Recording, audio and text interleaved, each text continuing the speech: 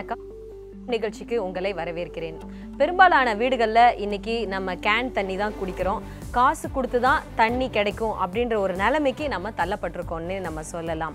இந்த சமயத்தில் ஒரு முக்கியமான காரணம் இதுக்கு எல்லாமே ஏன்னா நிறைய நீர்நிலைகளை நம்ம அழிச்சிருக்கிறோம். நம்ம பகுதிகளில் இருக்கிற ஏரிகள், குளங்கள், கண்மாய்களை அழிச்சிருக்கிறோம். இதெல்லாமே ஒரு காலத்தில் ஒரு பெரிய நீராதாரமாக நம்மளுக்கு இருந்தது. அதை அழிச்சதன் காரணமாகவே நிறைய பற்றாக்குறையும் நம்மளுக்கு வந்திருக்குது அப்படின்றத நம்ம ஒத்துக்கணும். இந்த ஒரு மணி நேரத்தில் தமிழகத்தில் உள்ள பல்வேறு மாவட்டங்களில் இருக்கிற நீர்நிலைகளோட நிலைமை என்ன, அதை எப்படி சீரமைக்கிறது, அது பற்றி தான் இந்த மையம் நிகழ்ச்சியில் நம்ம பேச இருக்கிறோம். நம்மோடு சிறப்பு கருத்துரையாளர்கள் இருக்கிறார்கள், அவர்களோடு பேசலாம். ஐயா வணக்கம். வணக்கம். நீங்கள் பொதுப்பணித்துறையில் 30 ஆண்டுகளுக்கு மேலே பணி செய்திருக்கிறனால வீரப்பன் அவர்கள்ட்ட இந்த நிகழ்ச்சியை தொடங்கணும்னு நினைக்கிறேன். இந்த பற்றாக்குறையை பொறுத்த வரைக்கும் ஜனங்க நிறைய இடத்துல கியூவில் நின்று தண்ணி வாங்குறது, குடத்தை வச்சுட்டு நிற்கிறத நம்ம பார்க்குறோம்.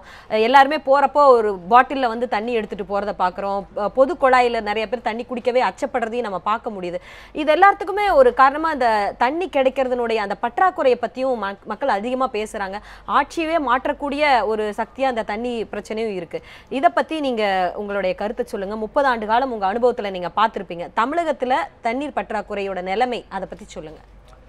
தமிழ்நாட்டிலே தண்ணீர் பற்றாக்குறை இருப்பதாக காட்டப்படுகிறது.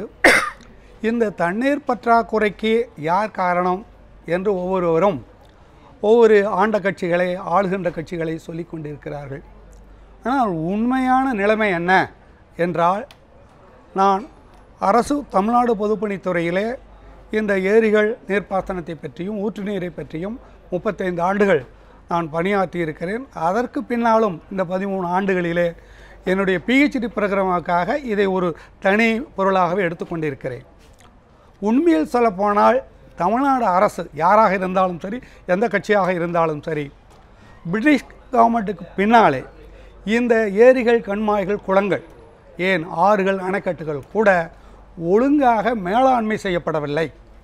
மேலாண்மை என்பதிலே நீர் மேலாண்மை சரியாக செய்யப்படவில்லை என்பது ஒரு முக்கியமான காரணம். அதற்கு 2 வகையான பொறுப்பாளர்கள் இருக்கிறார்கள். ஒன்று முழுமையாக அரசாங்கமே. இவர்கள்தான் இந்த நீர்நிலைகளை, ஏரிகள், குளங்கள், கண்மாய்கள், வாய்க்கால்களை மிகப்பெரிய அளவிலே ஆக்கிரமித்தவர்கள் இவர்கள்தான்.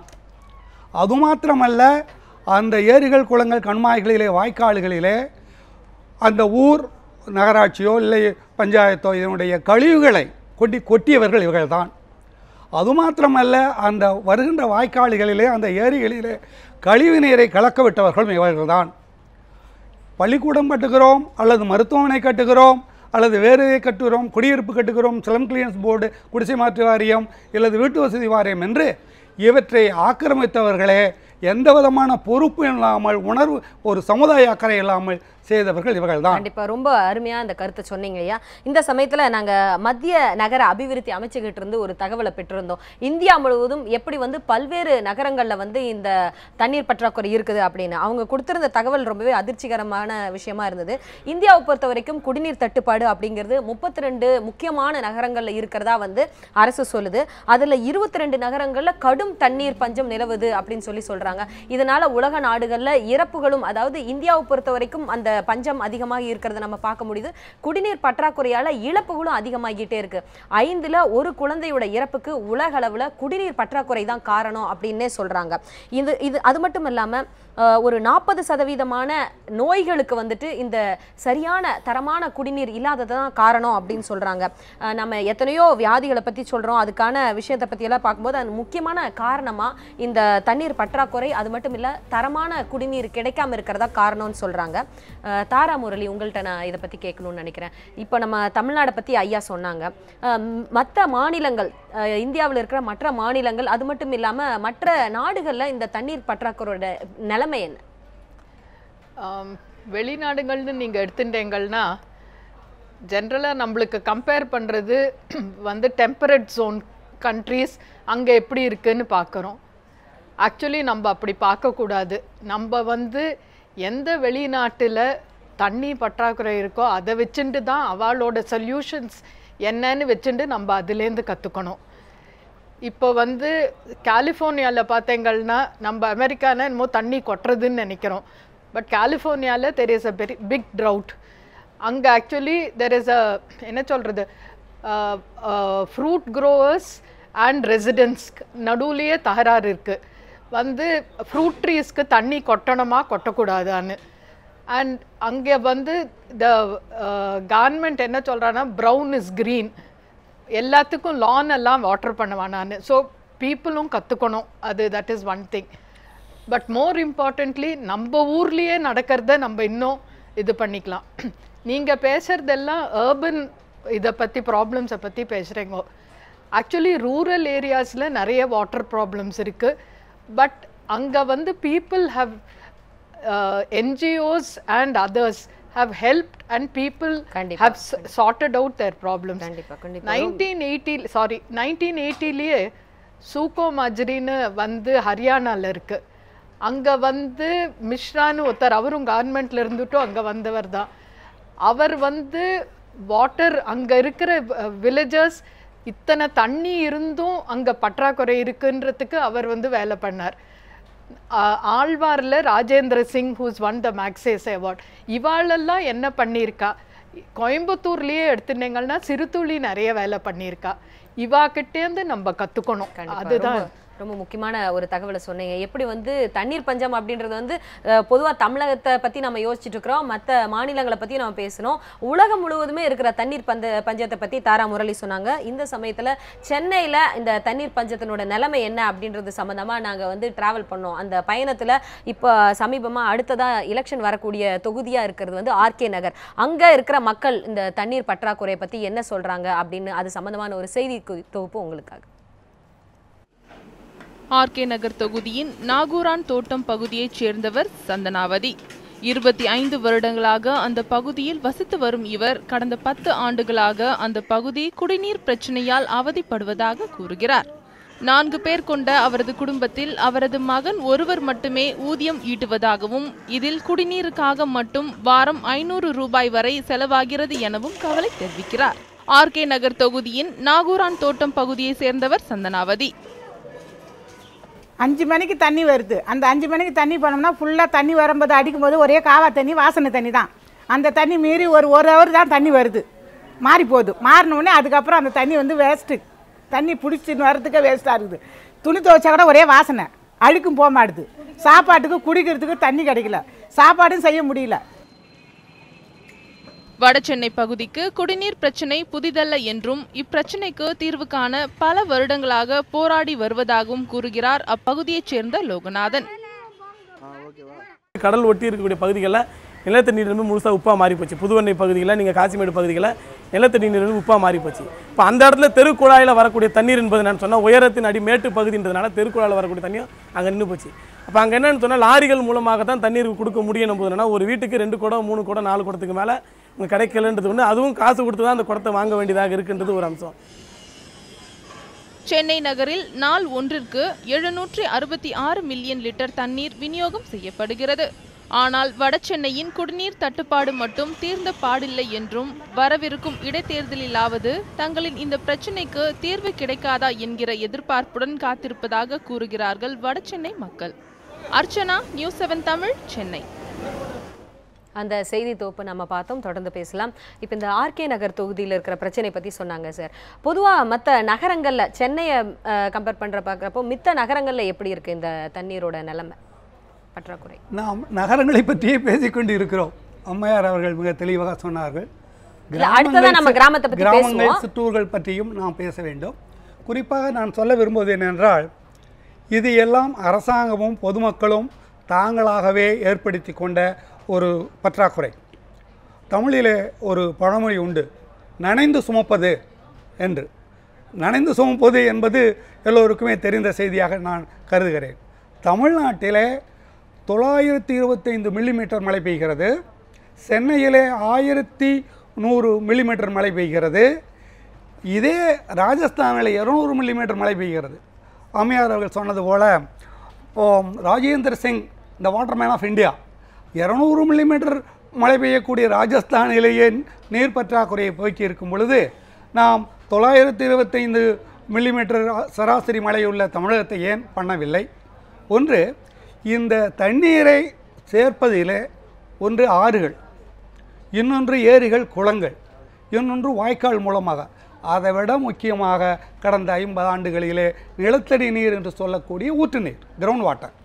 இந்த மூன்றிலுமே தமிழ்நாட்டில் இருக்கிற நிலைமை என்ன என்று நீங்கள் பார்த்தால் ஏறக்குறைய 1500 டிஎம்சி அளவிற்கு அதிலே தண்ணீரை சேமிக்கலாம். அந்த அளவுக்கு கொள்ளளவு இருக்கிறது. ஆனால் 2020லேயே நம்முடைய தேவை என்ன என்று சொன்னால் 1260 டிஎம்சி தான். இருக்கின்ற கொள்ளளவுடைய அளவு மிகுதியாக இருக்கிறது. ஆனால் தேவை குறைவாக இருக்கிறது. எப்படி இந்த பற்றாக்குறை வரும்? எனவே நாம் சொல்வதைப் போல 39,202 ஏரிகள் இருக்கின்ற உண்மையாக இன்றைக்கு இருக்கின்றனவா? இந்த 74 அணைக்கட்டுகள் இருக்கின்றன. அது முழுமையான கொள்ளளவு. அதில் அந்த அணைக்கட்டுகளுடைய முழுமையான கொள்ளளவு என்ன என்று கேட்டால் 243. இந்த ஏரிகளுடைய கொள்ளளவு 390. இந்த கிரவுண்ட் வாட்டருடைய ரீசார்ஜ் வந்து 425. இப்படி இருக்கும் பொழுது அணைக்கட்டுகளிலே இந்த வண்டல் மண் படிந்திருக்கிறது. 15லிருந்து 30% வரை அந்த கொள்ளளவு குறைக்கப்பட்டிருக்கிறது. அதை பற்றியெல்லாம் தொடர்ந்து பேசலாம். கண்டிப்பாக நீங்கள் 2 பேருமே முன் வச்சிருந்த இந்த நகரங்களில் இருக்கிற இதை பற்றி நம்ம பேசணும். அடுத்தது கிராமத்தை பற்றி பேசணும்னு சொன்னீங்க. கண்டிப்பாக பேசலாம். கிராமங்களில் இந்த குளங்களின் நிலை என்ன? அங்கே இருக்கிற ஏரிகள் பாதுகாக்கப்படுகிறதா? அதனுடைய மாசடைந்து போவதற்கு முக்கியமான காரணங்கள் என்னன்னு தெரிஞ்சுக்கலாம் ஒரு சிறிய விளம்பர இடைவேளைக்கு பிறகு.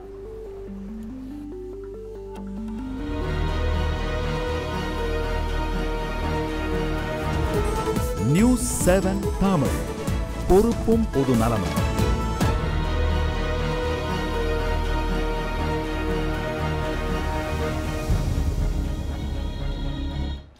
மையம் நிகழ்ச்சி தொடர்கிறது. ஏரிகள், குளங்கள், கண்மாய்கள் இது எல்லாமே ஆக்கிரமிக்கப்பட்டிருக்கு. நிறைய இடங்கள்ல வந்து மாசுபட்டிருக்கு. இதற்கான காரணங்கள் என்ன? அதை எப்படி மீட்டெடுக்கிறது? அதனுடைய தற்போதைய நிலைமை என்ன? அதை பற்றி தான் நம்ம இப்போ பேசிக்கிட்டு இருக்கிறோம். முன்னாடியே சொன்ன மாதிரி கிராமங்களில் இப்போ அந்த நிலைமை எப்படி இருக்குது அப்படின்னு பார்க்கறதுக்கு முன்னால் சென்னையும் ஒரு காலத்தில் ஒரு சின்ன கிராமமாக தான் இருந்தது.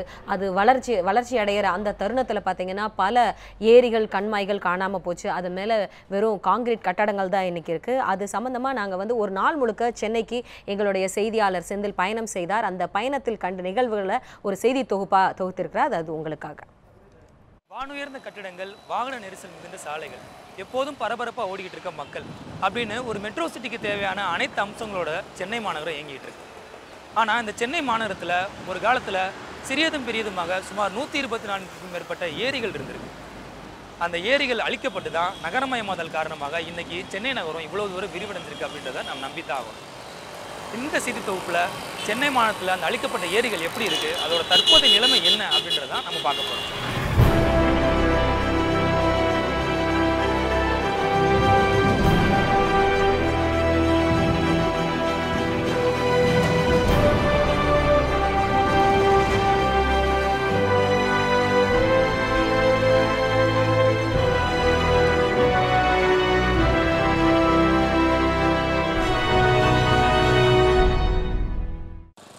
இந்த சாலையினோட பேர் வந்து ஏரிக்கரை சாலை, அதாவது லேக் வியூ ரோடு அப்படின்னு சொல்கிறாங்க. அதாவது ஒரு காலத்தில் வந்து பார்த்தீங்க அப்படின்னா இந்த இடத்துல ஒரு ஏரி இருந்திருக்கு. நகரமயமாதலின் காரணமாக அந்த ஏரியானது சிறிது சிறிதாக கட்டிடங்கள் எழுப்பப்பட்டு இப்போது வெறும் ஏரிக்கரை சாலை அப்படின்றது தான் அந்த ஏரியோட ஒரே அடையாளமாக இருக்கு. சென்னையோட வர்த்தக உலகம்னு சொன்னால் அது தியாகராயர் நகர் தான். இதனால்தான் டி நகர் பக்கத்தில் அமைஞ்சிருக்க எல்லா பகுதிகளின் நில மதிப்பும் அதிகமாயிட்டே இருக்குது. நாம் பார்த்த மேற்கு மாம்பழம் ஏரிக்கரை சாலையில் 2 பெட்ரூம் உள்ள ஒரு வீடு வாங்கணும் அப்படின்னா 1.5 கோடியிலிருந்து 2 கோடி வரை தேவைப்படும். இந்த இடத்துல ஒரு காலத்தில் நுங்கம்பாக்கம் ஏரி அப்படின்ற ஒரு பெரிய ஏரி இருந்திருக்கு அப்படின்றத நம்மளால் மறுக்க முடியாது. அந்த இடத்துல தான் இந்த நுங்கம்பாக்கம் பகுதியானது விரிவாக்கம் செய்யப்பட்டு அந்த இடங்களுக்கு லேக் ஏரியா அப்படின்னு ஒரு பேர் மட்டும் வச்சுட்டு அந்த ஏரியை இப்போது காணாமல் போயிடுச்சு.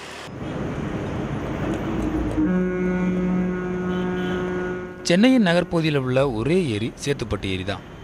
சேத்துப்பட்டு ஏரியில் நல்ல தண்ணீர் சேமித்து வைக்கிற சூழல் இல்லாவிட்டாலும் சேத்துப்பட்டு மற்றும் அதை சுற்றி இருக்க பகுதிகளில் நிலத்தடி நீர்மட்டத்தை உயர்த்துகிற முக்கிய நீர்நிலையாக இந்த ஏரி இருக்குது.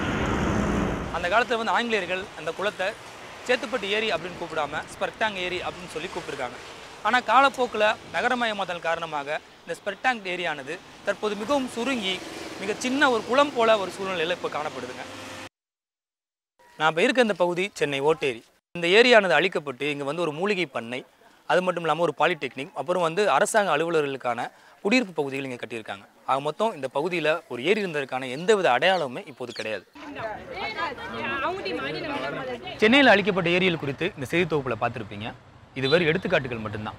சென்னையில் இருக்கக்கூடிய முக்கிய பகுதியில் அனைத்தின் பேர்லேயும் ஒரு ஏரி இருந்திருக்கு. நகரமயமாதல் காரணமாக அந்த ஏரிகள் அழிக்கப்பட்டிருக்கு. அழிக்கப்பட்ட அந்த ஏரிகளை நம்மளால் மீட்டெடுக்க முடியாது அப்படின்னாலும் இருக்கக்கூடிய போரூர் போன்ற ஏரிகளை சீரமைப்பதன் மூலமாகவும் நிலத்தடி நீர்மட்டத்தை உயர்த்துவதற்காக மழைநீர் சேகரிப்பு போன்ற நடவடிக்கைகளில் பொதுமக்கள் இறங்கணும். அப்படி இறங்கலை அப்படின்னா குடிநீருக்காக அண்டை மாநிலங்களையும் மாவட்டங்களையும் சார்ந்திருக்க நம்ம கூடிய விரைவில் அன்றாட தேவைக்காக கூட மற்றவங்ககிட்ட கையேந்திர சூழ்நிலை வரும். அதுக்குள்ள பொதுமக்கள் விழிப்புணர்வு அடையணும். செந்தில்குமார், நியூஸ் 7 தமிழ், சென்னை. அந்த செய்தி தொகுப்பை நம்ம பார்த்தோம். சென்னை ஒரு காலத்தில் எப்படி ஒரு கிராமமாக இருந்தது, ஆனால் அது வளர வளர அங்கிருந்த ஏரிகள், குளங்கள், கண்மாய்கள் எல்லாமே காணாமல் போய்கிட்டு இருந்தது அப்படின்னு சொல்லி பார்த்தோம். தொடர்ந்து நம்ம பேசலாம். நீங்கள் ஒரு ஆர்கிடெக்டாகவும் இருக்கிறனால இந்த கேள்வியை நான் உங்கள் முன்னாடி வைக்கிறேன். இப்போ சென்னையோட வளர்ச்சியை பற்றி பார்த்தோம், அது மூலமாக காணாமல் போன ஏரி பற்றியும் பார்த்தோம். இதுக்கு ஒரு தீர்வு நீங்கள் முன் வைக்கிறதா நீங்கள் சொன்னீங்க, சொல்லுங்கள். வெளியூர்ல எல்லாம் பிளானிங்ன்றதே நேபர்ஹுட் பிளானிங்கிற கான்செப்டில் தான் பண்ணுவா. அதாவது ஒரு சர்டன் ஏரியாவை எடுத்துட்டு அதுக்குள்ளேருந்து இருக்கிற ரிசோர்ஸஸை யூஸ் பண்ணி அதில் இருக்கிற வேஸ்ட்டை அங்கேயே வந்து ரீசைக்கிள் பண்ணி பண்ணுறதுன்னு.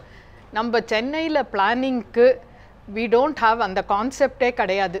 நம்ம வந்து மயிலாப்பூர்லேருந்து பம்மல் வரைக்கும் ஒரே பிளான், ஒரே இது. அண்ட் சென்னை சிட்டியோட வாட்டர் வந்து வெளியில் இருக்கிற ஏரியாலேருந்து Chennai metropolitan water supply keeps increasing its area, greater Chennai metropolitan ஏரியான்னு. அங்கேருந்து தண்ணி, அங்கே இருக்கிற வில்லேஜஸ்லேருந்து தண்ணியை கொண்டு வந்து நம்ம சென்னை சிட்டிக்கு யூஸ் பண்ணுறோம். நம்ம வேஸ்ட்டை கொண்டு போய் வெளியில் கொட்டுறோம், பள்ளிக்கரணை லேக் எல்லாத்துலேயும் கொட்டுறோம். ஸோ அன்லெஸ் இந்த concept of using the resources from a neighbourhood and treating your waste there, அந்த கான்செப்ட் வந்தால் தான் இதெல்லாம் சால்வ் பண்ண முடியும். Planning is an important part of this whole exercise. அது வந்து ரெக்கக்னைஸ் பண்ணும். இன்னும் ஒரு பாயிண்ட் என்னன்னா, நம்ம ஊரில் பிளான் பண்ணுறவா ஒன்று பண்ணுறா, தட் இஸ் லேண்ட் பிளானிங்.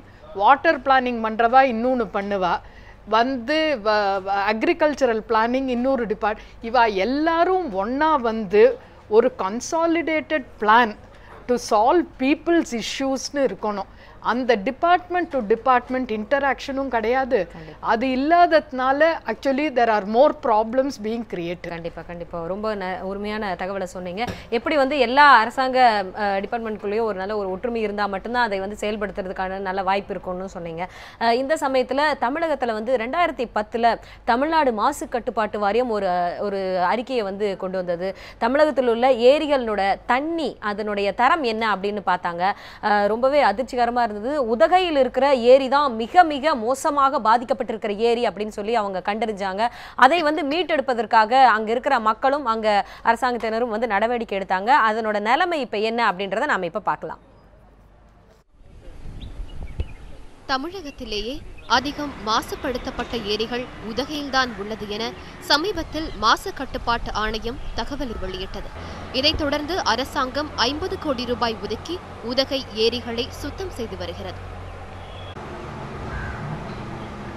வரக்கூடிய சுற்றுலா பயணிகள் வந்து போட் ஹவுஸில் போய் அவங்க பாட்டுக்கு அவங்க சவாரி செய்கிறத விட அதில் வந்து அதிகமாக பிளாஸ்டிக்கை போடுறதும், அவங்க தின்பண்டங்களை போடுறதும், அவங்க நினச்சிட்டு இருக்காங்க இது வந்து அது இருக்கக்கூடிய மீன்களுக்கு வந்து தீவனமாக இருக்கும்னு நினச்சிட்டு இருக்கிறாங்க. இவங்க பண்ணக்கூடிய வேலைகள் பார்த்திங்கன்னா அதிகமாக வந்து அந்த தண்ணீரை வந்து ரொம்ப அசுத்தப்படுத்துது. அதுவும் வந்து அவங்க செய்யாமல் இருக்கணும்னு சொல்லி கேட்டுக்கிறோம். அந்த செய்தி தொகுப்பை நம்ம பார்த்தோம். ஊட்டியில் இருந்த அந்த ஏரி வந்து எவ்வளோ மாசடைந்தது, அதுக்காக இப்போ எடுத்துகிட்டு இருக்கிற நடவடிக்கைகள் குறித்து பார்த்தோம். தாரா, நீங்கள் வந்துட்டு ஆர்கிடெக்டாக இருக்கீங்க, அது மட்டும் இல்லாமல் இந்த கன்சர்வேஷன்லேயும், அதாவது பாதுகாப்பு அந்த மீட்டெடுக்கிறதுலையும் நீங்கள் நிறைய வேலைகள் செஞ்சுட்டு இருக்கிறீங்க. நிறைய ஊர்களில் கோவில் குளங்கள் இருக்குது இல்லையா, அதனோட முக்கியத்துவம் என்ன? கோவில் குளம்ன்றது கல்ச்சரல் அசெட். அது வந்து ரெண்டு மாதிரி இம்பார்ட்டன்ஸ் அதுக்கு இருக்குது. ஒன்று வந்து கோவிலோட ரிச்சுவல்ஸ் அண்ட் ஃபங்க்ஷன்ஸுக்கு யூஸ் பண்ணுறது. இன்னொன்று அது வந்து பார்த்தீங்கன்னா கோவில்லையே அந்த ஏரியாவில் லோ லையிங் இடத்துல இருக்கும். சுற்றுப்புறத்தில் இருக்கிற தண்ணி, சர்ஃபஸ் ஃப்ளோ வாட்டர் எல்லாம் அந்த குளத்துக்கு வரும். அங்கே வந்த உடனே அந்த whole area ground water recharge ஆகும். நாங்கள் இன்டாக்டில், that is Indian National Trust for Art and Cultural ஹெரிட்டேஜில் 2003 from 2001 we started it, 2003 வரைக்கும் Thiruvanmiyur temple tank we tried to redo it. There was some success in it. அதில் ஆனால் நீங்கள் பார்த்தீங்கன்னா corporation of Chennai, metro water, highways department, எல்லாரும் வந்து almost 2 வருஷத்துக்கு public எல்லாரும் சேர்ந்து ஒன்றா உக்காந்துண்டு ஒரு சொல்யூஷன் இது பண்ணி ரோட்டில் போகிற ஸ்டாம் வாட்டர் ட்ரெயின்லேருந்து அந்த தண்ணியை கொண்டு வந்து அங்கே விட்டு, இப்போ நீங்கள் காட்டினீங்களே ஆர்கே நகர், இது அதே கம்ப்ளைண்ட்ஸ் தான் 2003 அங்கேயும் இருந்தது. 2 வருஷத்துல actually water table came up, but அதுக்கான வாய்ப்புகள் அதிகமா இருந்தது. பட் அதுக்கு அப்புறம் என்ன ஆச்சுன்னு யாருக்கும் தெரியல. அதனால ஒரு கண்டினியூஸ் ப்ரோக்ராமா இருக்கணும். அங்க சுற்றுப்புறத்துல இருக்கிற மக்களோட பையன்னுமோ அவங்க வந்து அதுல இன்ட்ரெஸ்ட் எடுத்துட்டு இது நன்னா நடக்கணும்ன்ற அந்த காம்போனன்ட்டையும் கொண்டு வந்தாதான் இதுல வேலை நடக்கும். ஐயா, நீங்க ஒரு அரசாங்க துறையில வேலை பார்த்துருக்கீங்க. இந்த மாதிரி கோயில் குளங்களை பத்தி அவங்க சொன்னாங்க, அதை பராமரிக்கிற நிலைமையை பத்தியும் சொன்னாங்க. பொதுவாக அவங்க சொல்லும்போது மக்களோட அரசாங்கம் ஆரம்பிக்கிற வைக்கிற ஒரு திட்டமா இருந்தாலும் மக்களோட பங்களிப்பு அதில் ரொம்ப முக்கியம்னு சொன்னாங்க. இதை எப்படி பாக்குறீங்க? மக்களுடைய பங்களிப்பு, மக்களுடைய ஈடுபாடு மிக முக்கியம். அண்மையிலே தி ஹிந்து நாளிதழிலே சொல்ல தோணுது என்ற தலைப்பிலே தங்கர் பச்சான் ஒரு கட்டுரை எழுதியிருந்தார். தமிழகத்தில் இருக்கிற இந்த நீர் பற்றாக்குறை, நீர் மேலாண்மை என்ன இருக்கிறது, அதில் அவர் தலைப்பாக சொல்லுகிறார், அசோகர் மீண்டும் பிறப்பாரா? அசோகர் மீண்டும் பிறப்பாரா, ராஜராஜ சோழன் பிறப்பாரா, ராஜேந்திர சோழன்? அந்த காலத்தில் இந்த சரித்திர புத்தகங்களிலே 5வது 8வதுல நாங்கள் எல்லாம் படிக்கும் பொழுது அசோகர் வந்தார், மரங்கள் நட்டார், குளங்கள் வெட்டினார், சாலைகள் போட்டார் என்று தான் இருக்கும். இன்றைய பெரிய அறிவியல்வாதிகள், அறிஞர்கள் எல்லாம் இதை எத்தனை ஆண்டுகளுக்கு தான் இப்படி படித்து கொண்டிருப்பது, புதிதாக போவோம் என்று சொல்லி இந்த மரங்கள் வைப்பதையும் குளங்கள் வெட்டி தண்ணீரை சேமிப்பதையும் சுத்தமாக மறந்து விட்டார்கள். பிரிட்டிஷ் அரசாங்கம் இருக்கும் பொழுது குடிமராமத்து முறை என்று ஒன்று இருந்தது. ஒவ்வொரு ஆண்டும் இந்த பயிர் செய்யாத காலங்களிலே அங்கே இருக்கிற உழவர்களும் மக்களும் அந்த ஏரிகள் குளங்களை சுத்தப்படுத்துவார்கள். குறிப்பாக அம்மையார் அவர்கள் சொன்னதைப் போல கோயில் குளங்கள் முக்கியம். கோயில் குளங்களில் சொன்னது ஒரு புனிதத்தன்மை வேண்டும் என்பதற்காக கோயிலுக்குள்ளே நுழைவதற்கு முன்னாலேயே தங்களுடைய கால்களையும் கைகளையும் கழுவி கொண்டு போக வேண்டும் அல்லது குளித்துவிட்டு போக வேண்டும், ஒரு சடங்காக என்று வைத்திருந்தார்கள். அதைவிட முக்கியமாக அது தாழ்வான பகுதிகளில் இருக்கின்ற காரணத்தினாலே அங்கே இந்த கிரவுண்ட் வாட்டர் ரீசார்ஜ், நிலத்தடி நீரை செறிவூட்டுவது என்பது இயற்கையாக நடந்தது. அதற்காக கால்வாய்கள் எல்லாம் வைத்திருந்தார்கள். இன்றைக்கு அந்த பொறுப்பு மக்களிடமும் இல்லை, அரசாங்கத்திடமும் இல்லை. அவர்கள் சொன்னது போல இந்த அரசாங்க துறையிலே ஒரு ஒருங்கிணைப்பு, ஒரு கோஆர்டினேஷன் என்று சொல்கிறோமே, அது இல்லை. அதை விட இந்த அரசாங்கம் என்ன நினைத்து கொண்டிருக்கிறது என்றால், ஐஏஎஸ் அதிகாரிகள், கலெக்டர்கள், மாவட்ட ஆட்சியர்களும் கொடுத்துவிட்டால் அவர்கள் மந்திரக்கோள் வைத்திருக்கிறார்கள், அது உடனே எதை வேண்டுமானாலும் செய்து விடுவார்கள் என்று நினைத்து கொண்டிருக்கிறார். கண்டிப்பா கண்டிப்பா. இதே சமயத்துல இந்த கோயில் குளங்கள், தமிழகத்தில் இருக்கிற கோயில் குளங்களோட எண்ணிக்கை என்ன, அதனுடைய நிலைமை என்ன அப்படின்னு இந்து சமய அறநிலையத்துறை கிட்ட இருந்து பெற்ற தகவல்கள் நான் உங்களுக்கு தரணும்னு நினைக்கிறேன். அதாவது தமிழகத்துல வந்து மொத்தமா இருக்கிற கோவில் குளங்களோட எண்ணிக்கை அப்படின்னு பார்க்கும்போது 2395 குளங்கள் இருப்பதாக அரசாங்கம் சொல்லுது. ஆனா இந்த இருக்கிற குளங்கள்லயே மாசான மற்றும் பால்பட்ட குளங்களா இருக்கிறது வந்து கிட்டத்தட்ட 45% கோவில் குளங்கள் தமிழகத்துல வந்து மாசுபட்ட குளங்கள் அப்படின்னு அரசாங்கம் சொல்லுது. அது மட்டும் இல்லாம இங்க இருக்கிற குளங்கள்ல வந்து 22 குளங்கள், தமிழகத்துல 20க்கும் மேற்பட்ட குளங்கள் வந்து 7ஆம் நூற்றாண்டு முதல் 12ஆம் நூற்றாண்டை சேர்ந்த குளங்களாக இது இருக்குது அப்படின்னு நம்ம பார்க்க முடியுது. தாரா, இந்த தகவலை பார்க்குறப்போ எப்படி வந்து இந்த கோயில் குளங்கள் வந்து அந்த காலத்துல இருந்தே ஒரு ஒரு தண்ணீரை சேமிப்பதற்கான ஒரு அம்சமா இருந்திருக்கு, ஆனா அதை நம்ம வந்து சீரமைக்காம விட்டுருக்கிறோம் இல்லையா? அதை பத்தி நீங்க சொல்லுங்க. இந்த திருவான்மியூர் இதை பத்தியும் நீங்க சொல்லிருங்க. திருவான்மியூர் வந்து ஒரு மாதிரி இது. இப்போ நீங்க போரூர் எடுத்துக்கோங்க. போரூர் டேங்க்ல பெரிய டேங்க், அது ரோட்ல போறச்சே தெரியும். நம்ம வந்து ரோடை வந்து அவ்வளோ வில்லேஜ் பக்கத்துல கொண்டு போய் அப்படி டெம்பிள் டேங்க்ன்றது அவர் சொன்ன மாதிரி தாழ்வான பகுதியில் இருக்கு. Surface water has to flow there. நீங்கள் சர்ஃபேஸ் வாட்டர் அங்கே வரத்துக்கு அது தடை பண்ணீங்கன்னா எப்படி அந்த குளம் இது how will it be sustainable? First வந்து எதுக்கு இம்பார்ட்டன்ஸ் கொடுக்கணும், ரோடு கொஞ்சம் இப்படி போகலாமோனோ. ஸோ சர்ஃபேஸ் வாட்டர் இதெல்லாம் நம்ம யோசிக்கிறதே கிடையாது. குறிக்கிறதற்கு மன்னிக்கவும், அம்மையார் போரூரை பற்றி சொன்னார்கள். போரூரில் ஒரு பெரிய ஏரி இருந்தது. இப்பொழுது அங்கே ராமச்சந்திரா மெடிக்கல் ஹாஸ்பிட்டலும் மற்றதும் இருக்கின்றன. நாங்கள் பதவியில் இருந்தபொழுது என்னுடைய தலைமை பொறியாளர் திரு ராமச்சந்திரன் என்பவரிடம் அப்பொழுது முதலமைச்சராக இருந்த ராமச்சந்திரன் அவர்கள் 2 நாட்களிலே அந்த போரூர் ஏரியை அவர்களுக்கு கொடுத்து விட வேண்டும் என்று சொல்லி கையொப்பமிட சொன்னார். அவர் சொன்னார், போரூர் ஏரிக்கு பாசன நிலங்கள் இருக்கின்றன, எனவே நான் அப்படி கொடுக்க முடியாது என்று என்ஜினியர் எஸ் ராமச்சந்திரன் சொன்னார். ஆனால் 3 நாட்கள் 4 நாட்கள் ஆக்கிட்டோன்னா ஏன் கொடுக்கவில்லை என்று அவர் கேட்க, இப்படி ஒரு தலைமை பொறியாளர் இருக்கிறார், அவர் கொடுக்க மாட்டேன் என்கிறார் சொல்ல, அவர் உடனே தூக்கி அடியுங்கள் வேறு இடத்திற்கு என்று இந்த அரசாங்கமே ஆணை போட்டதை பக்கத்தில் இருந்து பார்த்து கண்ணீர் வடித்த அண்ணான். எனவே இந்த அரசாங்கம்தான் குறிப்பாக எல்லாவற்றிற்கும் வில்லன்கள், அடிப்படையாக இருப்பவர்கள் இவர்கள் தான் என்பதை நான் இங்கே வலியுறுத்துகிறேன். சரிங்க ஐயா. ஐயா, நீங்கள் ரொம்ப காட்டமாகவும் சொல்லியிருந்தீங்க, உங்களுடைய இதை வந்து பதிவு செஞ்சீங்க. இது சம்மந்தமாக நாங்கள் வந்து பல்வேறு மாவட்டங்களில் இருக்கிற குளங்களோட நிலைமை என்ன அப்படின்னு பார்க்குறப்போ அது பொதுவாக வந்து கோயில் குளங்களோட நிலைமை என்ன அப்படின்னு சொல்லி பார்த்தோம். பொதுவாக திருச்செங்கோடு இது மாதிரியான பகுதிகளில் இருக்கிற மக்கள் வந்து அந்த கோயில் குளத்தை எப்படி பார்க்குறாங்க அப்படின்னா அது சம்மந்தமாக ஒரு செய்தி தொகுப்பையும் நாங்கள் தயார் செய்தோம். அது உங்களுக்காக இப்போ. கோயில் குளங்கள் கோவிலை சுற்றியுள்ள மக்களின் தண்ணீர் தேவையை பூர்த்தி செய்வதற்காக அமைக்கப்பட்டன. ஆனால் காலப்போக்கில் இந்த குளங்கள் சரியாக பராமரிக்கப்படாமல் பல இடங்களில் அவை வீடுகளாகவும் வணிக கட்டிடங்களாகவும் மாறி வருவதை காண முடிகிறது. திருச்செங்கோட்டின் மத்திய பகுதியில் அமைந்துள்ள கோவில் தெப்பக்குளம் மாசடைந்துள்ளதால் அந்த பகுதியின் நீர் ஆதாரமே பாதிக்கப்பட்டுள்ளதாக கூறுகிறார் அப்பகுதியைச் சேர்ந்த சம்பூரணம். இப்போ வந்து குளத்து தண்ணிவே எல்லாம் நாசகதி பண்ணி அழிச்சிட்டாங்க. ஒட்டிச்சு தண்ணி வர்ற அளவுகள்லாம் அதிகம் பண்ணிட்டாங்க. இப்போ வந்து அந்த குளத்துக்குள்ளே இறங்குறதுக்கும் இல்லை, ஏறுறதுக்கும் இல்லை, அந்த தண்ணி யூஸ் ஆகிறதுக்கும் இல்லை. அதேபோல சிவகங்கையின் முக்கிய ஊரணிகளில் கொட்டப்படும் குப்பைகளால் அந்த பகுதியில் உள்ள ஊரணிகள் குப்பை மேடாக மாறிவிட்டது. அந்த காலங்களிலே பார்த்தீங்கன்னா கிட்டத்தட்ட ஒரு 12 ஊரணி கிட்ட கட்டியிருக்காங்க. அந்த 12 ஊரணி பார்த்தீங்கன்னா ஒவ்வொரு ஊரணியாக, அதாவது ஒரு ஊரணி நிறைஞ்சு இன்னொரு ஊரணிக்கு வர்றதும் வடிகால், அதாவது அந்த காலத்தில் ஒரு சீரமைப்பு இப்போ கரெக்டாக பண்ணியிருந்தாங்க பராமரிப்பு. அதாவது ஒரு கம்மா நிறைஞ்சு அடுத்த ஒரு கம்மாய்க்கு வர்றதும், அந்த கம்மா நிறைஞ்சு அடுத்த கம்மாய்க்கு வர்றதும். இப்போ பார்த்தீங்கன்னா இந்த பாருங்கள், இந்த குண்டு ஊரணிலாம் பார்த்தீங்கன்னா வெறும் போர்டு மட்டும் தான் இருக்குது. இந்த குப்பையை கொட்டி அழிச்சிட்டாங்க, ஊரணியே அழிச்சிட்டாங்க. அந்த ஊரணி எப்படி இருக்குது, மோசமான நிலைமையில் வந்து தான் அது இருக்குது அப்படின்ற தகவல்களை எல்லாம் அங்கே இருக்கிற மக்கள் வந்து பதிவு செய்திருந்தாங்க. நம்ம அடுத்ததாக வந்துட்டு ஒரு இடைவேளைக்கு அப்புறமா திருநெல்வேலியில் மக்கள் வந்து எங்களுடைய நிருபர் ஆல்வினோடு இருக்கிறாங்க. அந்த ஊரில் வந்து இருக்கிற ஊரணிகள் கண்மாய்கள் எப்படி இருக்குது, அதை சீரமைக்கிறதுக்கு என்னென்ன தேவை அப்படின்றத பற்றியும் பேச இருக்கிறாங்க. அவர்களை எல்லாம் நாம் சந்திப்போம் ஒரு சிறிய விளம்பர இடைவேளைக்கு பிறகு.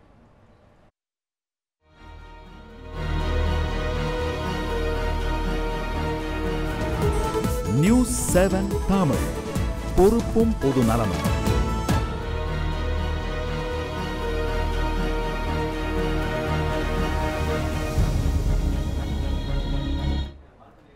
மையம் நிகழ்ச்சி தொடர்கிறது. இந்த இடைவேளைக்கு முன்பாக கோயில் குளங்களோட நிலைமை என்ன அப்படின்னு சொல்லி நம்ம பார்த்துட்டு இருந்தோம். அதாவது அங்கே இருக்கிற மக்கள் எல்லாருமே ஒன்று சேர்ந்தால் மட்டும்தான், அரசாங்கத்தினரோடு ஒன்று சேர்ந்து அங்கே வேலைகளை செய்தால் மட்டும்தான் அந்த குளங்களோட நிலைமையை சீரமைக்க முடியும் அப்படின்னு 2 பேருமே கருத்துக்கள் சொல்லியிருந்தாங்க. அது மட்டும் இல்லாமல் இப்போ திருநெல்வேலி மாவட்டத்தை பொறுத்த வரைக்கும் தாமிரபரணி ஆறு உற்பத்தி எடுத்து அங்கே தமிழகத்துக்கு நமக்கான ஒரு ஆறாக தாமிரபரணி இருக்கிறது. அந்த சிறப்புமிக்க ஊரில் வந்து இருக்கிற குளங்கள் ஏரிகளோட நிலைமை என்ன அப்படின்றத பற்றி தான் இந்த கட்டத்தில் நம்ம பார்க்க இருக்கிறோம். தொடர்ந்து நம்ம பேசலாம். ஐயா, இந்த தாமிரபரணி ஆறு திருநெல்வேலிக்கே ஒரு சிறப்பான ஒரு ஆறாக இருக்கு இல்லையா, அந்த மாவட்டத்தில் இருக்கிற நிலைமையை பற்றி கொஞ்சம் சொல்லுங்கள். தாமிரபரணி ஆறை பொருணை என்று நாம் மிக குறிப்பாக சொல்லுகிறோம். அகத்தியர் கூட அங்கே தான் இருந்து வந்ததாக சொல்லுகிறோம். தமிழ்நாட்டிலேயே தோன்றி தமிழ்நாட்டுக்குள்ளேயே முடியக்கூடிய ஒரு ஆறு தாமிரபரணி ஆறு. அது மாத்திரமல்ல, தண்ணீர் அதிகமாக இருக்கிற ஒரு நீரும் ஒரு ஆறும் அந்த தாமிரபரணி ஆறு தான். அதுவும் கூட பெரிய அளவிலே திருநெல்வேலி வரும் பொழுது இப்பொழுது மாசுபட்டு இருக்கிறது. அதற்காகவே திருநெல்வேலியிலே தாமிரபரணி ஆறை பாதுகாப்பு இயக்கம் என்று தன்னார்வ ஆர்வலர்கள் எல்லாம், சுற்றுச்சூழல் ஆர்வலர்களெல்லாம் சேர்ந்து ஒரு இயக்கத்தை நடத்தி கொண்டிருக்கிறார்கள் அங்கே. எனவே எல்லாவற்றிற்கும் முக்கியமான காரணம் நான் முன்பு சொன்னது போல, இந்த கோயில் குளங்களிலே மற்ற இடங்களிலே புதுமையாக கட்டப்பட்டதிலே வெளிநாடுகளிலே எல்லாம் கோயில்களை சுற்றியும் மாத்திரமல்ல, கோயிலுக்கு உள்ளேயும் கூட அங்கே கழிவறைகள் வசதிகள் மிகச் சிறப்பாக செய்யப்பட்டிருக்கின்றன. ஆனால் நம்முடைய இந்து கோயில்களில் சுற்றி பார்க்கும் பொழுது எங்கேயுமே இந்த அமைப்பு இல்லை. இதற்கு பொறுப்பாக இருக்கிற கச்சாரன்சி என்று இந்து அறநிலையத்துறை இதை பற்றி கவலைப்பட்டதாகவும் தெரியவில்லை. டூரிசம் என்று சொல்லக்கூடிய சுற்றுச்சூழலுக்காக இந்த சுற்றுலாவுக்காக நிறைய செய்வதாக சொல்லுகிறார்கள்.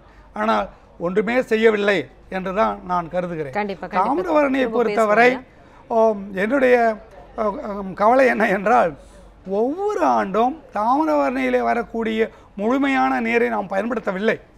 ஸ்ரீவைகுண்டம் அணைக்கட்டுக்கு கீழே எந்த விதமான ஒரு தடுப்பணையும் கிடையாது, மக்களும் நீரை பயன்படுத்துவதில்லை. ஒரு ஆண்டிற்கு மிக குறைந்தது 25 முதற்கொண்டு 30 TMC தண்ணீர் கடலுக்கு வீணாக போகிறது. கண்டிப்பாக ரொம்ப மிக தெளிவான ஒரு தகவலை வந்து சொன்னீங்க. இந்த சமயத்தில் திருநெல்வேலியில் இருக்கிற ஒரு வரலாற்று சிறப்புமிக்க ஒரு ஏரி, அது இப்போ என்ன நிலைமையில் இருக்குது, அந்த ஏரியை வந்து மீட்டெடுப்பதற்கு என்னெல்லாம் தேவை, அது குறித்து ஒரு செய்தி தொகுப்பை நாம் இப்போ பார்க்கலாம். பாண்டிய மன்னன் பராக்கிரமர் காலத்தில் வெட்டப்பட்ட இந்த குளம் ஏறத்தாழ 20க்கும் மேற்பட்ட கிராம மக்களின் வாழ்வாதாரமாக இருக்கின்றது.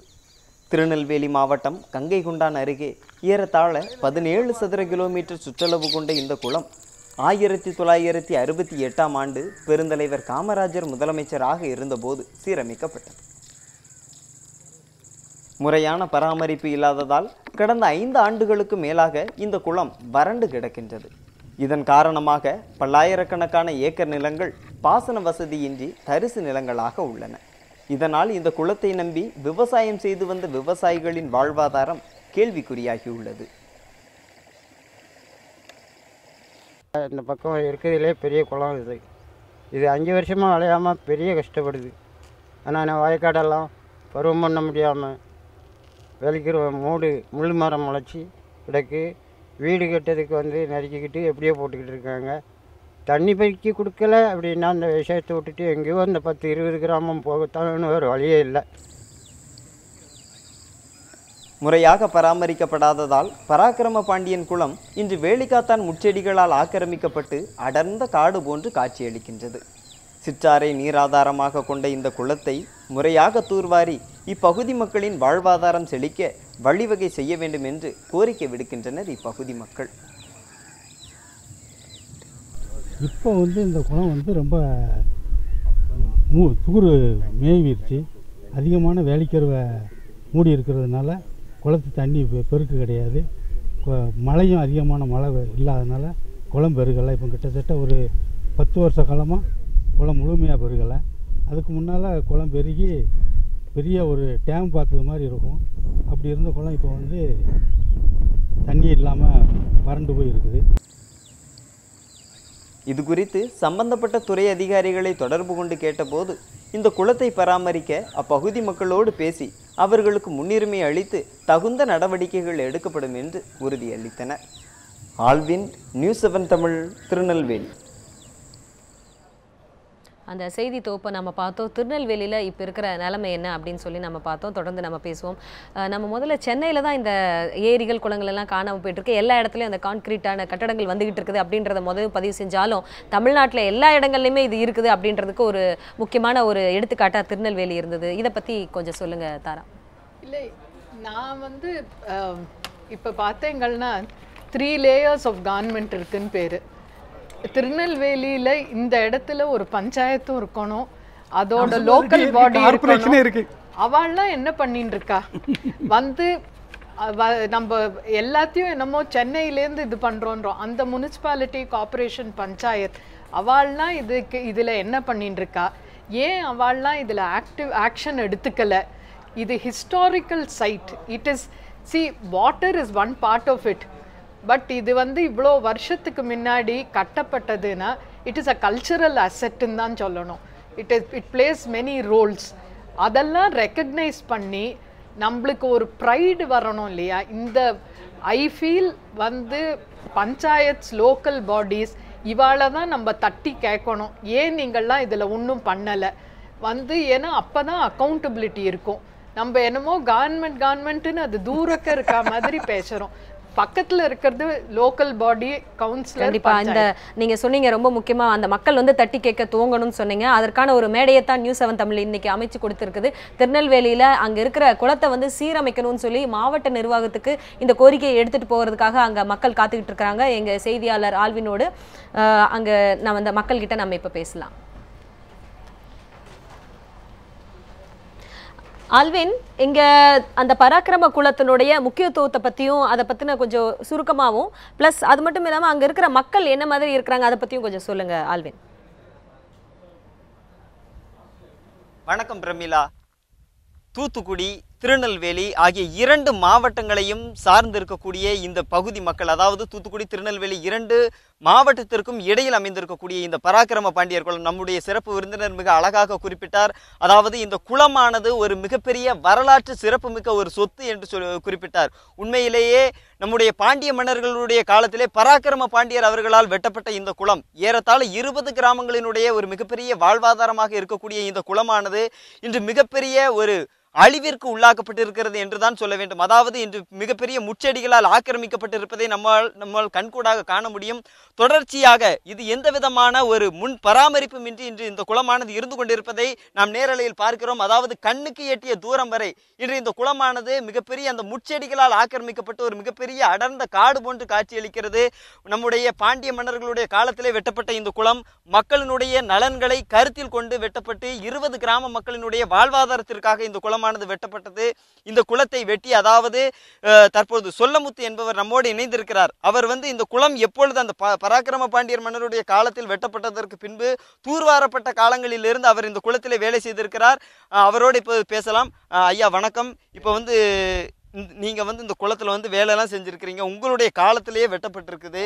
அப்ப இருந்த இந்த குளம் எப்படி இருந்தது, இப்ப எப்படி இருக்குது, இந்த குளத்தினுடைய வரலாறு கொஞ்சம் சுருக்கமா சொல்லுங்க. செம்மீன் காலத்துல வெட்டப்பட்டு அது உடைஞ்சி 400-500 வருஷத்துக்கு முன்னால் இருந்த குளம் உடைஞ்சி கிடந்து, அப்புறமா நம்ம காமராசர், அப்புறம் கக்கம் மந்திரி, சில பேர் கிராமசி பிள்ளை, இவ்வளோ பேரும் சட்டஜகையில் பேசி இந்த குளத்தை திரும்ப வெட்டி தண்ணீரை பெருக்கினாங்க. இப்போ அது மானாம்பாரி குளம் சுமார் 500 மைல் சுற்றளவில் உள்ள தண்ணி வந்தால் தான் இது பெருகும். இப்போ அந்த அளவுக்கு மழை இல்லை. இதுக்கு கேரளாவில் இருந்து பழைய காலத்தில் இதுக்கு கால் இருக்குது, சித்தாத்து கால், அதாவது மானூர் சுரண்டை இந்த வழியாக வருது இது. அப்போது அங்கேருந்து வந்த தண்ணீரை இப்போ அடைச்சிட்டாங்க கேரளா அரசு. இதை கேரளா அரசுக்கிட்ட வாங்கி இந்த கால்வாயை ரெடி பண்ணி இந்த குளத்துக்கு தண்ணீர் கொண்டாந்தா தான் விவசாயம் செய்ய முடியும், இல்லாட்டா இதுக்கு பெருகிக்கிடாது. அந்த அளவுக்கு இது இருந்துக்கிட்டு இருக்குது. இதை எந்த வழியிலாவது இப்போ உள்ள அரசில் கேரளா அரசுகிட்ட போய் உட்காந்து பேசி இதுக்கு தண்ணீரை கொண்டு வரதுக்கு முயற்சி பண்ணால் தான் இதில் விவசாயம் செய்ய முடியும், இல்லாட்டா இப்போ இது பெருகிக்கிடாது, காடாகத்தான் இருக்குது. இப்படி இருக்கக்கூடிய இந்த நிலையில் நீங்கள் இப்போ அரசுக்கு எந்த மாதிரியான கோரிக்கைகளை முன்வைக்கிறீங்க? என்னன்னு சொன்னால், நீங்கள் உங்களுடைய காலத்தில் ஒரு 20 கிராமங்களுக்கு வாழ்வாதாரமாக இருக்கிறது மட்டும் இல்லாமல் ஒரு மிகப்பெரிய குளம், கிட்டத்தட்ட ஒரு 17 சதுர கிலோமீட்டர் சுற்றளவு கொண்ட இந்த குளம் இன்னைக்கு இப்படி ஒரு மிகப்பெரிய முச்செடிகளால் ஆக்கிரமிக்கப்பட்டு ஒரு மிகப்பெரிய இதாக இருந்துகிட்டு இருக்கக்கூடிய இந்த நிலையில் நீங்கள் அரசுக்கு எந்த மாதிரியான கோரிக்கைகளை முன்வைக்கிறீங்க? இதுக்கு முன்னால் அரசுகிட்ட எத்தனையோ தடவை கொடுத்துருக்கோம். இப்போது 2-3 மாதத்துக்கு முன்னால் பேசி கேட்டிருக்கோம், யாரும் பார்க்கல. இந்த குளம் அப்படியே இருந்துக்கிட்டு இருக்குது. சுமார் இந்த வயக்காடு பூரா ஒரு 1/4 வருஷம் வெள்ளாமல் பம்ப் செட்டு மூலமாக வெள்ளாமல் எடுத்து தாங்க நான் பிழைச்சிக்கிட்டு இருக்கோம். இதை இந்த தண்ணீரை கொண்டாந்து இங்கே பெருக்கி கொடுத்தா நம்ம தமிழ்நாட்டில் தென் மாவட்டத்தில் எவ்வளவோ உற்பத்தி பண்ணி கொடுக்கறதுக்கு இதில் வாய்ப்பு இருக்குது. இதை அரசியல் அதிகாரிகள் சேர்ந்து கொடுக்கணும். தற்போது அதோடு மட்டுமில்லாமல் நம்மோடு மேலும் இந்த குளத்தை பற்றி பேசுவதற்காக மேலும் ஒரு நபர் இணைந்திருக்கிறார். நீங்கள் ஏறத்தாழ இந்த குளத்தில் பயிர் வைக்கிறீங்க, உங்களுக்கான ஒரு வயல்வெளிகள் எல்லாம் இந்த குளத்தில் இருந்துகிட்டு இருக்குது. முந்தி இருந்ததுக்கும் இப்போ இந்த குளம் மிகப்பெரிய ஒரு அழிவுக்கு உள்ளாக்கப்பட்டிருக்கு. உங்களுக்கான ஒரு வசதி இப்போ விவசாயம், உங்களுக்கு இந்த விவசாயம் இந்த பகுதியில் எப்படி இருக்குது? இந்த குளம் இருந்த காலத்தில் விவசாயம் எப்படி இருந்தது, இப்போ எப்படி இருக்குது? இந்த குளம் இப்போ 10 வருஷத்துக்கு முன்னால் நல்லா தண்ணி பெருக்கு ஃபுல்லாக அதிகமானபடி தண்ணி பெருகுனது. கிட்டத்தட்ட ஒரு 7-8 டிஎம்சி தண்ணி பெருகுனது. 10 டிஎம்சி தண்ணி அளவுக்கு பெருகி இருக்கும். 2 போகம் அந்த தண்ணி விளைஞ்சது. ஆனால் இப்போ 1 டிஎம்சி கூட பெருக மாட்டேங்குது, 1 போகம் கூட விளைய மாட்டேங்குது. அதனால் இப்போ இந்த குளத்தை ஆழப்படுத்தி ஒரு 10 அடி ஆழம் தூர்வாரி ஆழப்படுத்தியாச்சுன்னா தண்ணி நிறைய பெருகும், எல்லா விவசாயமும் செய்யறதுக்கு நல்ல நிறைய வாய்ப்பு இருக்குது. அதே போல் இந்த குளத்தை பார்த்தோம் என்று சொன்னால் தொடர்ச்சியாக ஒரு மிகப்பெரிய குளம். இந்த குளத்தில் தண்ணி பெருகுதுன்னு சொன்னால் சுற்றுவட்டார பகுதிகளுக்கெல்லாம் ஒரு நிலத்தடி நீர்மட்டம் என்பது ஒரு கிடைக்கக்கூடிய ஒரு நல்ல வாய்ப்புகள் இருக்கும். முந்தி இருந்த காலத்துக்கும் இப்போ இருந்த காலத்துக்கும் நிலத்தடி நீர்மட்டம் எப்படி இருக்குது அப்படிங்கிறது இந்த பகுதி மக்கள்கிட்ட நம்ம கேட்கலாம். ஜெயசீலன் என்ப ஒரு சமூக ஆர்வலர் நம்மோடு இணைந்திருக்கிறார், அவரிடம் பேசலாம். இப்போ வணக்கம்.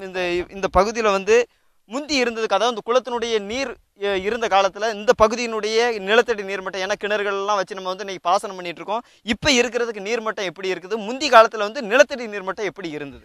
முன்பு காலத்தில் இந்த குளம் வந்து நல்லா நிறைஞ்சிருக்கும் பொழுது நம்ம இங்கே உள்ள பக்கத்தில் இந்த கிணறுகள்லாம் பார்த்தீங்க அப்படின்னாக்க நம்ம கை நீட்டி அந்த தண்ணி கோலக்கூடிய நிலைமையில் இருந்தது. ஆனால் இன்றைக்கு இந்த குளங்கள், இந்த ஒவ்வொரு கிணறுங்களும் நிலத்தடி நீர்லாம் குறைஞ்சபட்சம் 80 அடி ஆழத்துக்கு கீழே போயிட்டு.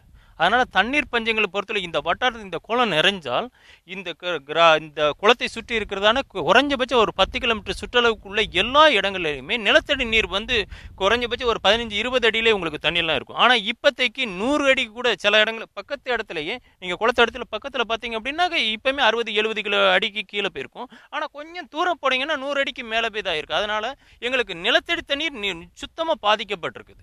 இந்த குளத்தை 10 அடி ஆழத்துக்கு ஆழப்படுத்தி அதனுடைய கரைகளை செப் பண்ணிட்டு எல்லாம் பண்ணாலும் ஒழிய இதில் தண்ணீர் இதற்கு சிற்றாற்று கால்வாய் பாசன தண்ணி எங்களுக்கு வேணும். அந்த இதற்கு தண்ணீர் வந்து எங்களுக்கு செப் பண்ணிட்டு நிரம்பினால் ஒழிய எங்களுக்கு நிலத்தடி தண்ணிக்கு இந்த இதில் இப்போ குடி தண்ணீருக்கு இங்கே உள்ள நிலத்தடி தண்ணீர் இல்லாதனால தாமிரபரணி ஆற்றிலிருந்து வரக்கூடிய பைப்பு தண்ணியை தான் குடிக்கிறதுக்கு நாங்கள் பயன்படுத்திக்கிட்டு இருக்கோம். அதுவும் எங்களுக்கு ஒழுங்காக கிடைக்கிறது இல்லை. இது அரசு எங்களுக்கு முறையாக இது கருணை கூர்ந்து இதுக்கு அரசு எங்களுக்கு ஒரு நல்ல ஒரு முடிவு எடுக்கணும். அதே போன்று இந்த குளத்தில் வந்து, அதாவது பெரியவர்கள் எல்லாம் பேசுவதை கேட்டிருப்போம். அதாவது இந்த ஊரினுடைய படித்த இளைஞர்களெல்லாம் நம்மோடு இணைந்திருக்கிறார்கள். அந்த இளைஞர்கள் வந்து என்ன சொல்றாங்கன்னா, அவங்களுடைய முதியவர்கள் பார்த்த இந்த குளம் இன்று இந்த இளைஞர்கள் மத்தியில் எப்படி பார்க்கப்படுகிறது அப்படிங்கிற கருத்தை நம்ம கண்டிப்பாக முன்வச்சாகணும். வணக்கம். நீங்கள் வந்து உங்களுடைய முதியவர்கள் வந்து இந்த குளத்தை பற்றி எப்படி வரலாறு சொல்லியிருக்கிறாங்க, அப்போ இருந்த குளத்தை இப்போ நீங்கள் பார்க்குறீங்க ஒரு முட்செடிகளால் ஆக்கிரமிக்கப்பட்டு பல்வேறு ஆக்கிரமிப்புகளுக்கெல்லாம் உட்படுத்தப்பட்டு இருக்கிறது. இந்த நிலையில் உங்களுடைய பார்வை எப்படி இருக்குது? அதாவது இந்த குளத்தை பற்றி ஒன்று சொல்ல விரும்புகிறேன். அதாவது தூத்துக்குடி மாவட்டத்தில் பெரிய குளம் இது பார்த்தீங்கன்னா மன்னர் ஆட்சியில் கட்டப்பட்டது. நேரு பீரியடில் வந்து கட்டின இது குளம். அது இப்போ வந்து அப்போலாம் அந்த பீரியடில் கட்டப்பட்ட குளம் வந்து கெப்பாசிட்டி பார்த்தீங்கன்னா 15 CMT பிடிக்கணும் தண்ணி. இப்போ சப்போஸ் பார்த்தீங்கன்னா 2 CMT தான் தேக்கிற அளவுக்கு இருக்குது. கரைகள்லாம் வசதி இல்லாமல் சரியில்லாமல் இருக்குது. முள்ளெல்லாம் அடர்த்தி ஆனோடனே தண்ணி தேக்கி வைக்க முடியல. அதனால் இதை பார்த்து அரசு தான் வந்து நடவடிக்கை எடுத்து சரி பண்ணி கொடுக்கணும். தற்பொழுது பிரமிளா, அதாவது இந்த பகுதி மக்களும் சரி, அந்த காலத்திலே இருந்த இந்த முதியவர்களும் இதை பற்றி பேசியிருப்பதை நம்ம கேட்டிருப்போம். தொடர்ச்சியாக இந்த மக்கள் வைக்கக்கூடிய ஒரு குற்றச்சாட்டு, நமக்கு கிடைத்த நம்ம சிறப்பு விருந்தினர் கூட மிக அழகாக குறிப்பிட்டார். அதாவது நமக்கு வரலாற்று சிறப்புமிக்க இந்த குளம், ஒரு பாண்டிய மன்னர்களால் வெட்டப்பட்ட இந்த குளம் இன்று இந்த நிலைமைக்கு ஆளாகி இருப்பதை நாம் பார்க்கக்கூடாது. தொடர்ச்சியாக ஊராட்சி அமைப்புகளும் இதற்கு ஒரு முக்கியத்துவத்தை கொடுக்க வேண்டும் என்று அவர் கூறியிருக்கிறார். அதையெல்லாம் இன்றும் தொடர்ச்சியாக ஊராட்சி மன்ற தலைவர்கள் எல்லாம் நம்மோடு இணைந்திருக்கிறார்கள். தொடர்ச்சியாக அவர்களிடம் நாம் பேசலாம். பிரமிளா. ஆல்வின், இந்த சமயத்தில் அங்கே இருக்கிற பெண்கள் வந்து என்ன நினைக்கிறாங்க? அங்கே தண்ணீர் பற்றாக்குறை கண்டிப்பாக இருக்குது அப்படின்னு ஒவ்வொருத்தங்களுமே பதிவு செஞ்சாங்க. அது மட்டும் இல்லாமல் அங்கே இருக்கிறவங்க எல்லாருமே சொல்லியிருந்தாங்க, இந்த குளத்தை நம்பி நாங்கள் நிறையா பயிரும் செஞ்சுருக்கோம் அப்படின்னு சொன்னாங்க. இப்போ தண்ணீர் தேவைக்காக பெண்கள் எந்த அளவுக்கு சிரமப்படுறாங்க, அவங்க எவ்வளவு தூரம் போய் தண்ணி கொண்டு வர வேண்டிய நிலைமை இருக்குது, பொதுவாக அவங்களுக்கு குடிதண்ணி பைப்புகள் அவங்கவுங்க இடங்கள்லேயே இருக்கா? கண்டிப்பாக அதை இந்த ஊராட்சி மன்ற தலைவி அவர்களும் நம்மோடு இணைந்திருக்கிறார். அவரிடமே கேட்கலாம். வணக்கம்மா, இப்போ வந்து நீங்கள் வந்து இந்த ஊரில் இருக்கிறீங்க, ஒரு நல்ல நிலத்தடி நீர்மட்டம் கிடைச்சிருக்கும் அந்த காலத்தில். இப்போ பார்த்தோம்னு சொன்னால் ஒரு தண்ணி வசதி இல்லாத இடத்துல இருக்குது.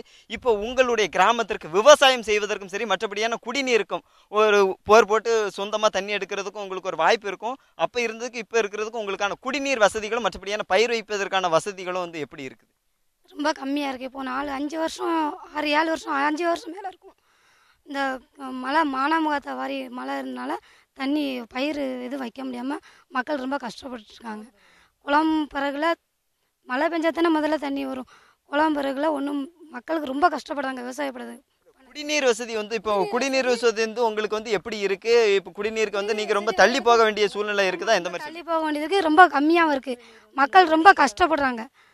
நிலத்தடி நீர் எடுத்தாலும் மக்கள் ஊர் வீட்டு செலவுக்கு கூட நிலத்தடி நீர் எடுத்தாலும் கூட 100-150 அடி போட்டால் தான் தண்ணி எங்களுக்கு மக்களுக்கே கிடைக்கும்.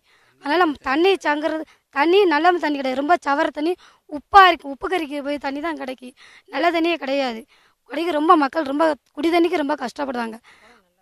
மழையே இல்லை, தண்ணி இல்லை, 4 5 6 வருஷம் மேலே ஆயிட்டு தண்ணி. பிரமிளா, அதாவது அவர்கள் சொல்லியிருப்பதை கேட்டிருப்பீர்கள். அதாவது ஒரு பகுதியில் இந்த குளம் இப்படி ஆக்கிரமிக்கப்பட்டிருக்கிறது ஒரு புறம் இருந்தாலும் சரி, அந்த காலத்தில் இருந்ததற்கும் தற்போது இருந்ததற்கும் நமக்கு குடிநீர் வசதியும் சரி, மற்றபடியான வசதிகளும் நிலத்தடி நீர்மட்டத்தை பார்த்தோம் என்று சொன்னால் இன்று மிக ஒரு 150க்கும் அடிக்கும் கீழாகத்தான் நிலத்தடி நீர்மட்டம் கிடைக்கிறது.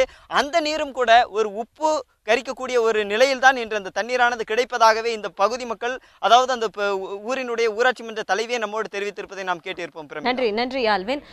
ஆல்வின் சொல்லிட்டு இருந்த அந்த விஷயத்தை பார்த்தோம். உண்மையிலுமே அங்கே இருக்கிற மக்கள் எவ்வளோ கஷ்டப்படுறாங்க அப்படின்னு சொல்லியிருந்தாங்க. போர்வெல் போட்டாலும் ஒரு 150 அடிக்கு கீழே இருக்கிற தண்ணி தான் அவங்களுக்கு கிடைக்குது. அப்படி கிடைச்சாலும் அது உப்பு கலந்த தண்ணியாக இருக்குது அப்படின்னாங்க. மற்ற மாவட்டங்களையும் இது மாதிரியான பிரச்சனைகள் இருக்கு இல்லையா? பொதுவாக போர்வெல் தமிழகத்தை பொறுத்த வரைக்கும் 1000 அடி போன ஊரெல்லாம் கூட இருக்கு இல்லைங்களா? 5000 அடி வரைக்கும் போயிருக்காங்க. பொள்ளாச்சி, கோயம்புத்தூர், கணத்தக்கடவு ஏரியாவிலலாம் அந்த இடங்கள்ல உண்மையான சில தகவல்களை பார்வையாளர்களுக்காகவும் ஊடகத்தினருக்காகவும் நான் சொல்ல வேண்டும். தமிழ்நாட்டிலே 39,202 ஏரிகள், கண்மாய்கள், குளங்கள் இருக்கின்றன. அதில் தமிழ்நாடு பொதுப்பணித்துறையினுடைய கட்டுப்பாட்டில் மாத்திரம் 18,800 கண்மாய்கள், ஏரிகள் இருக்கின்றன. இதை தவிர பஞ்சாயத்து யூனியன் என்று சொல்லக்கூடியதில் 20,400 கண்மாய்கள் இருக்கின்றன. இவைகள் முறையாக பராமரிக்கப்படவில்லை. இந்த 39,202 ஏரிகள் என்று சொல்கிறோமே, இதற்கு பொறுப்பானவர்கள் யார்?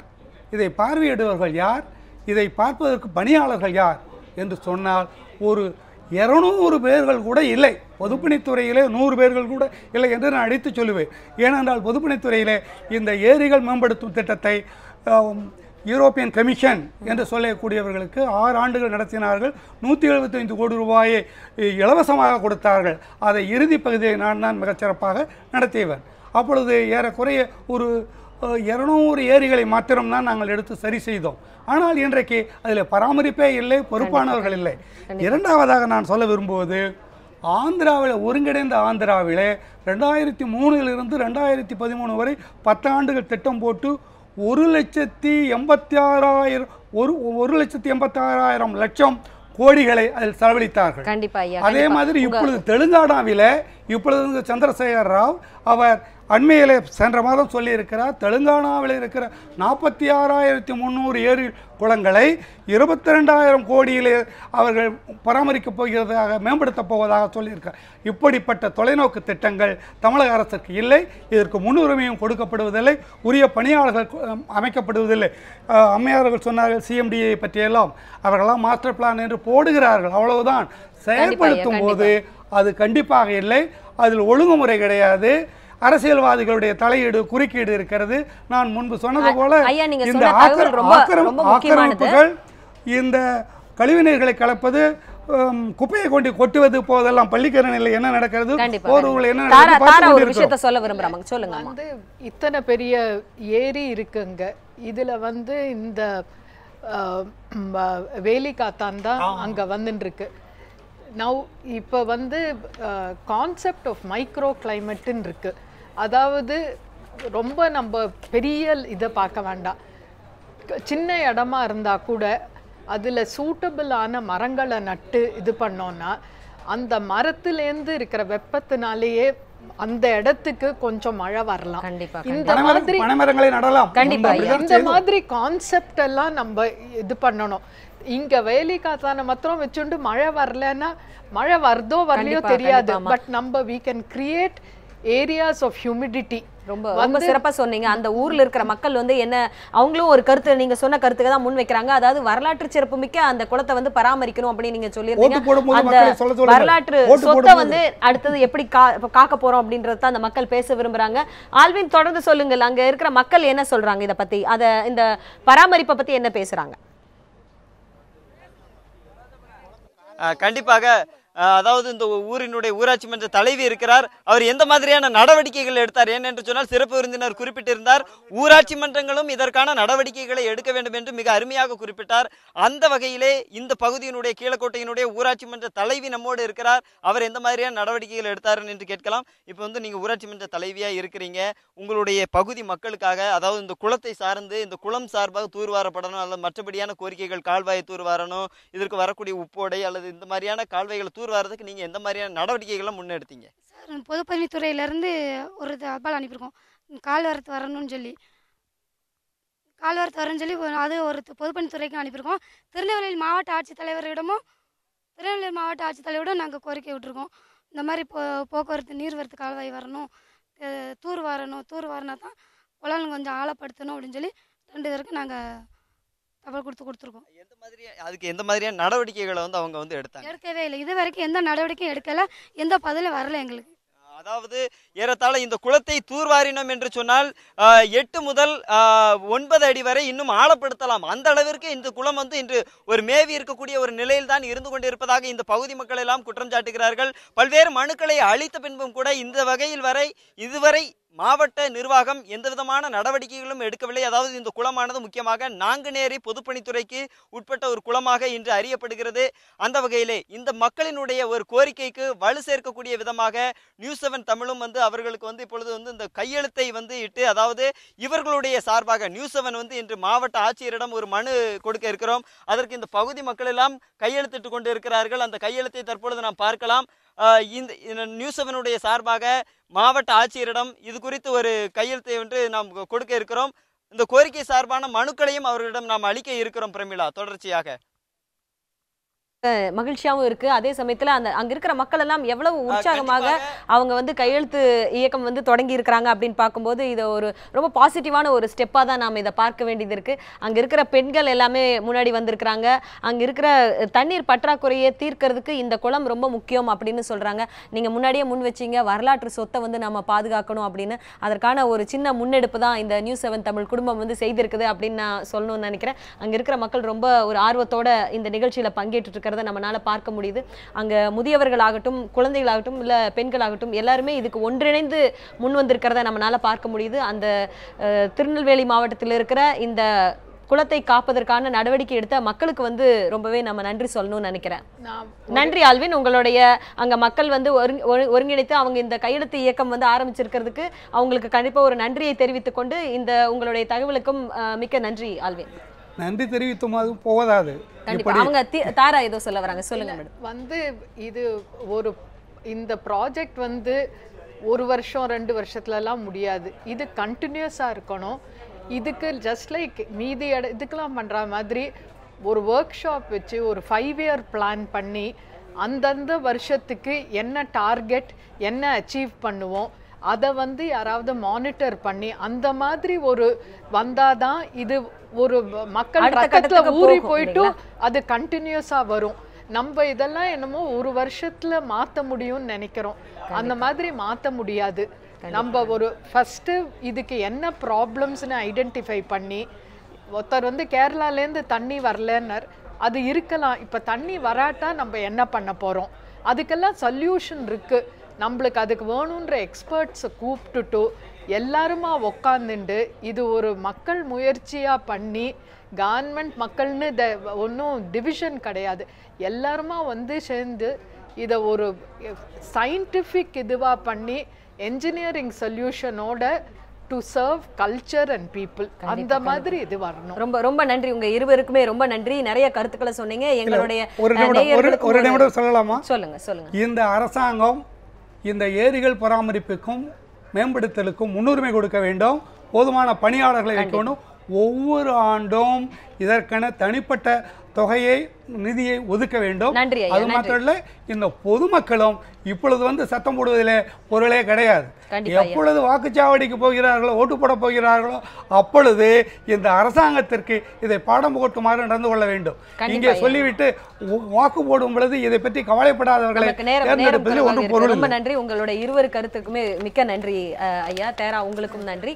அங்க திருநெல்வேலியில மக்கள் வந்து எப்படி உற்சாகத்தோட அந்த பராக்கிரம பற்றக்க பாண்டிய குலத்தை வந்து மேம்படுத்துவதற்காக முன் வந்திருக்காங்க அப்படின்னு பார்க்க முடிஞ்சது. அதை அடுத்த கட்டத்துக்கு கண்டிப்பாக நியூஸ் 7 தமிழ் எடுத்து செல்லும் என்பதை சொல்லிக்கொண்டு இந்த நம்பிக்கையோடு இந்த நிகழ்ச்சியை நிறைவு செய்கிறேன். நன்றி, வணக்கம்.